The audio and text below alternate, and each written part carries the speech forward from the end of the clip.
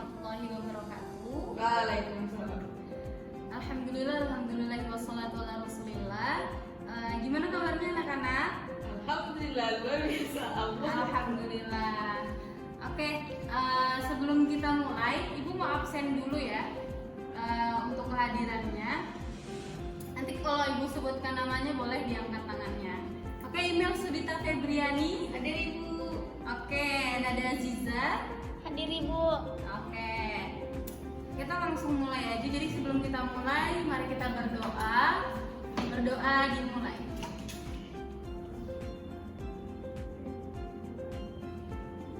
Oke, gimana, udah siap belajar hari ini?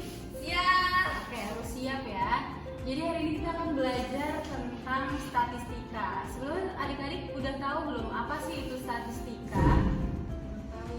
Oke, jadi statistika adalah ilmu yang mempelajari bagaimana kita merencanakan, kemudian bagaimana kita menganalisis dan juga bagaimana kita menginterpretasi sebuah data.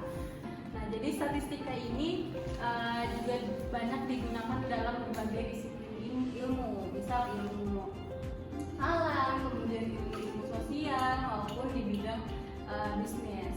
Nah, di dunia pemerintahan statistika ini juga digunakan, misal digunakan dalam sensus penduduk. Nah, Ibu mau tanya deh, kemarin di tanggal 27 November kita ada mengadakan apa tuh? Oke, jadi kemarin kan kita ada mengadakan yang namanya pilkada serentak atau pemilihan kepala daerah. Nah, di dalam pilkada ataupun pemilu kan ada yang namanya hitung cepat atau quick count. Nah, cara kita menghitung cepat atau quick count itu kita menggunakan ilmu statistika ini tadi. Begitu. Oke, jadi setelah ini Ibu akan menayangkan video terkait ukuran pemusatan data tunggal. Jadi nanti silakan anak-anak catat apa yang ada di dalam video tersebut, karena ada sebuah perkataan dari seorang imam. Jadi ilmu itu ibarat binatang buruan dan pena itu sebagai pengikatnya. Jadi jangan lupa untuk mencatat ilmu agar ia tidak hilang layaknya binatang buruan yang tidak diikat. Oke? Assalamualaikum warahmatullahi wabarakatuh. Pada video ini kita akan belajar mengenai ukuran pemusatan data tunggal. Rata-rata atau min dari suatu data adalah perbandingan jumlah semua nilai datum dengan banyak datum. Dengan rumus X bar sama dengan jumlah semua datum dibagi dengan banyak datum yang diamati. Atau secara umum, jika suatu data terdiri dari X1, X2, X3 sampai Xn, bisa kita lihat bentuk rumusnya. Atau dalam bentuk sigma yang menyatakan penjumlahan suku-suku. Dengan X dibaca X bar yang berarti rata-rata atau min, N menyatakan banyak datum, XI menyatakan nilai datum ke I. Kita perhatikan contoh soal. Hitunglah rata-rata dari data. Kita lihat pembahasan. X bar sama dengan jumlah semua datum dibagi dengan 8. Karena jumlah datum yang kita punya sebanyak 8, diperolehlah hasil 60/8 sama dengan 7,5. Jadi, rata-rata dari data 4, 5, 6, 7, 8, 10 sebanyak 3 kali adalah 7,5. Median atau nilai tengah. Median adalah sebuah nilai datum yang berada di tengah-tengah dengan catatan data telah diurutkan dari nilai yang terkecil sampai terbesar. Cara penentuan median terbagi menjadi 2, yaitu apabila kita mempunyai datum yang jumlahnya ganjil atau genap. Kita perhatikan, pertama menentukan median yang jumlah datumnya ganjil. Kita perhatikan contoh soal, tentukan median dari data 5, 4, 9, 7, 10. Kita lihat pembahasan, terlebih dahulu data diurutkan, sehingga data pertamanya yaitu 4, data kedua yaitu 5, data ketiga yaitu 7, data keempat 9, data kelima 10. Kita lihat nilai tengah terletak pada data ketiga yaitu 7. Jadi, median dari data tersebut terletak pada data ketujuh yaitu terletak pada data ketiga, yaitu 7. Kedua, kita perhatikan cara menentukan median jumlah datumnya genap. Contoh soal, tentukan median dari data. Kita lihat pembahasan. Pertama-tama, data terlebih dahulu diurutkan. Setelah diurutkan, kita lihat datum yang terletak di tengah-tengah, yaitu datum keempat dan datum kelima. Sehingga proses perhitungan median bisa kita lihat di layar. Kita jumlahkan datum keempat dan kelima. Sehingga median 9 ditambah 10 dibagi dengan 2 diperoleh 9/2 sama dengan 9,5. Jadi, median dari data tersebut terletak pada data keempat dan kelima, yaitu 9,5. Modus, nilai datum paling sering muncul. Modus dari suatu data yang disajikan dalam bentuk statistik bisa kita lihat ditentukan sebagai nilai datum yang paling sering muncul atau nilai datum yang mempunyai frekuensi terbesar.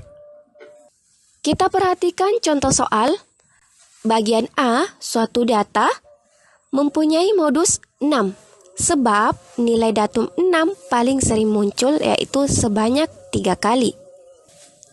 Bagian B, suatu data mempunyai modus 7 dan 8, sebab nilai datum 7 dan 8 secara bersamaan paling sering muncul, yaitu sebanyak 2 kali.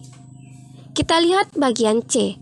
Suatu data tidak mempunyai modus, sebab data ini tidak mempunyai nilai datum yang paling sering muncul. Dari contoh soal ini, jika suatu data yang hanya mempunyai satu modus disebut unimodus, yang mempunyai 2 modus disebut bimodus, sedangkan yang mempunyai lebih dari 2 modus disebut multimodus. Terima kasih. Wassalamualaikum warahmatullahi wabarakatuh. Oke anak-anak, sudah ditonton videonya ya, sudah dicatat juga tadi. Di dalam video kita sudah mendengarkan penjelasan terkait ukuran pemusatan data tunggal. Nah, setelah ini Ibu akan membagi anak-anak menjadi 3 kelompok. Jadi Ibu akan memberikan lembar kerja yang mana di dalamnya itu ada 3 aktivitas. Jadi masing-masing kelompok itu mengerjakan 1 aktivitas. Jadi nanti kelompok 1 mengerjakan aktivitas 1, begitupun seterusnya. Nah, dalam LK ini Ibu memberikan aktivitas itu, tiap aktivitas berbeda materi. Jadi di aktivitas 1 itu ada materi tentang rata-rata, kemudian di aktivitas 2 itu ada materi tentang median, dan di aktivitas 3 itu ada materi tentang modus. Jadi nanti silakan bekerja sama dengan kelompoknya masing-masing untuk mengerjakan lembar kerja tersebut. Oke, sudah dikerjakan semua LK-nya. Kalau sudah, Ibu mau masing-masing kelompok mempresentasikan lembar kerja yang sudah dikerjakan. Jadi nanti satu kelompok menjelaskan atau mempresentasikan lembar kerja yang sudah dikerjakan tadi. Jadi misal kalau kelompok 1 dapat aktivitas 1, silakan dipresentasikan tentang bagaimana kalian mengerjakan materi rata-rata atau median tadi. Oke, bisa dimengerti ya?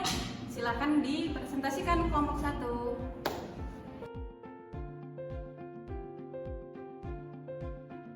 Oke, beri tepuk tangan untuk teman-teman yang sudah presentasi. Baik, kita sudah sampai di penghujung pembelajaran. Ibu akan simpulkan sedikit terkait materi yang kita pelajari hari ini. Jadi kita kan sudah belajar tentang statistika terkait ukuran pemusatan data tunggal. Jadi ukuran pemusatan data tunggal itu ada 3, yaitu rata-rata atau median. Rata-rata ini merupakan perbandingan jumlah semua data dengan banyak data. Kemudian yang kedua ada median.